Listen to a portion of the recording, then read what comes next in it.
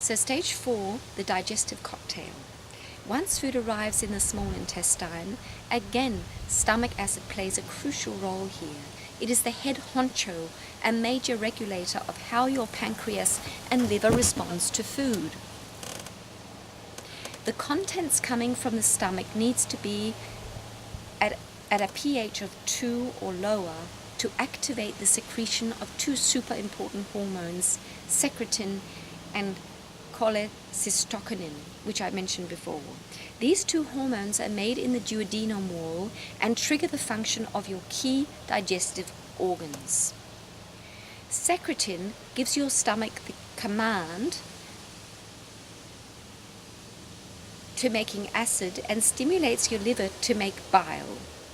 It gives your intestines the heads up, food's coming. The intestines then begin to prepare themselves by secreting mucus to protect the intestinal walls from the acidic content of the food coming from the stomach. Most importantly, secretin stimulates your gallbladder to release a bicarbonate solution that serves to neutralize the stomach acid and prepares your food for the arrival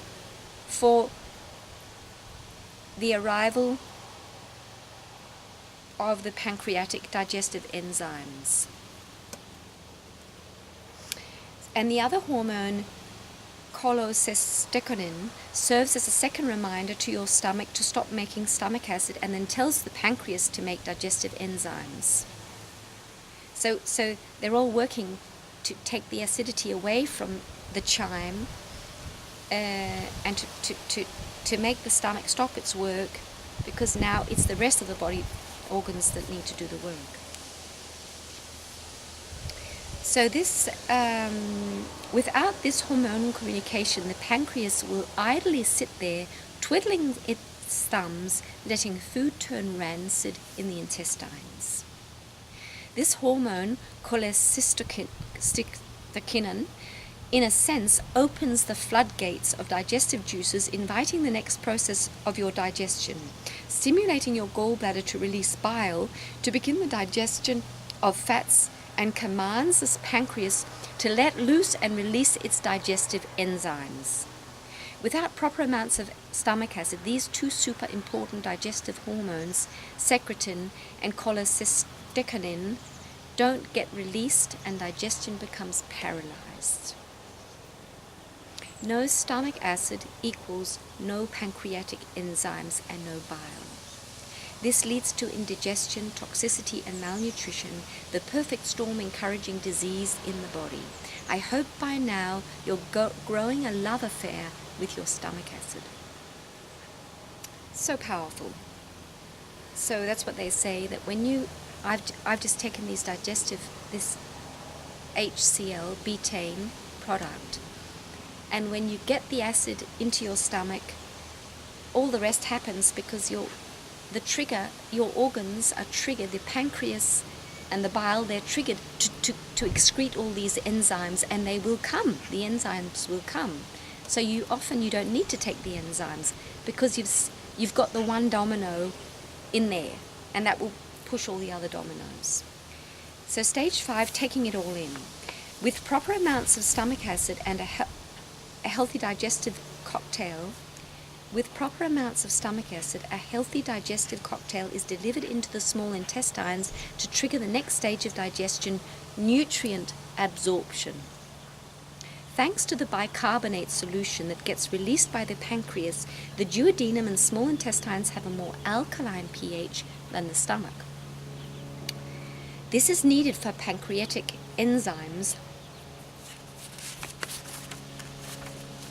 to function properly and disassemble complex macronutrients, proteins, fats, and carbohydrates, and turn them into small building blocks of fatty acids, amino acids, monosaccharides, and nucleotides for the small intestine to easily absorb. Densely folded finger-like protrusions resembling a shag rug called villi cover the surface of the small intestines to increase its surface area to maximize the opportunity for nutrient absorption.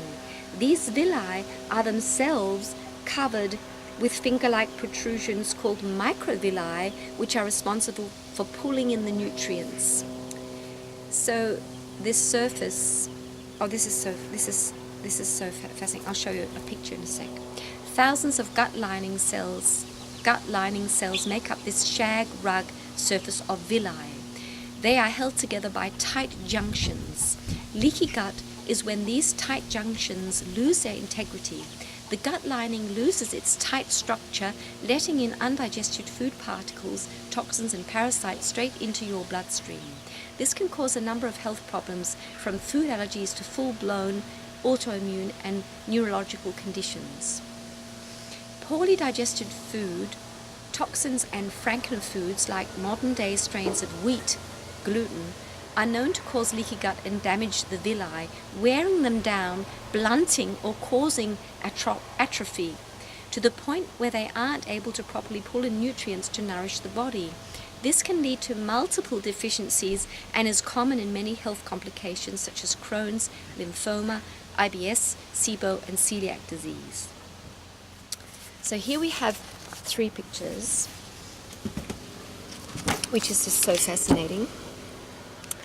And above is an image of villi in 3 stages. The first stage is healthy, first image, healthy villi. See how long they are. And they all have these little finger-like protrusions on them. Here, and they are readily available to take in nutrients. The second is moderate damage, and the last is total villi atrophy. The last stage is an example of a full-blown celiac disease and severe malnutrition in the body. The intestines aren't able to nourish the body properly. See, there's no surface. Think of this huge surface area that's healthy cells, and this is like a big sore, a big scab. So it's sourced from a book, I think, called Celiac Disease, Diagnostic Criteria in Progress. So stage 6 is microbial feast. Via peristalsis, a muscular snake-like wave, food travels through the digestive tract once it arrives into the large intestine, or once it arrives into the large intestine, about 90% of the nutrients have been extracted.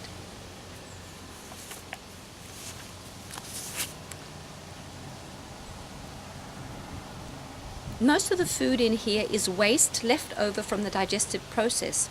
However, with improper stomach acid production, much of your food will be sitting in here undigested, going to waste as it's being prepared for the evacuation from the body and flushed into the toilet. The majority of your gut bacteria live here in your large intestine, about 100 trillion of them. They feed off what is left, mostly the indigestible fibers and excess sugars in your diet. Your colon also in a sense serves as a microbial toilet. Your gut bacteria feast on your leftovers, and their metabolic byproducts, poop, are excreted into your colon. Your beneficial bacteria will create waste that actually serves to nourish the body, making nutrients such as butyrate, short-chain fatty acids, vitamin D, K, and even B12. The bad bacteria, on the other hand, create toxic waste, and when left overfed, these bad bacteria, along with candida yeast, proliferate in large numbers and can create massive amounts of toxicity in the body. That's why coffee enemas have been so great for me, and still are, because the bad digestion, all this toxicity keeps coming, and you get it out quickly. Ensuring you have healthy stomach acid production ensures everything runs smoothly from start to finish. So now we go to 10 tips for healing your stomach acid. And I think we'll start a new film because this is getting really long. Because now we're going to talk about what you can do, how you can get your stomach acid going. So let's just have a little break.